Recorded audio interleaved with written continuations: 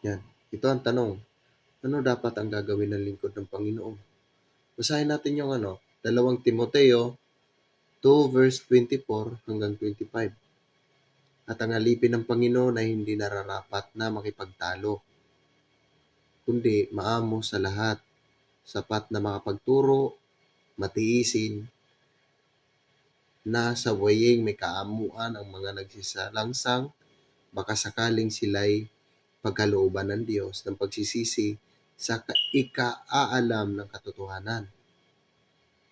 Ang tanong mo, ano dapat ang gagawin ng lingkod ng Panginoon?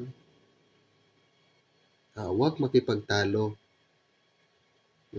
Yun, huwag makipagtalo. Kanino ka huwag makipagtalo? Sa iyong mga kapatiran. Doon ka huwag makipagtalo.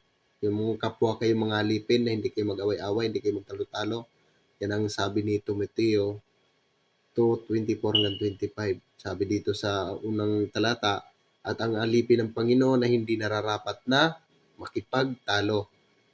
Ang tanong mo, ano dapat ang gagawin ng lingkod ng Panginoon o ano ang gagawin ng alipin ng Panginoon? Huwag makipagtalo.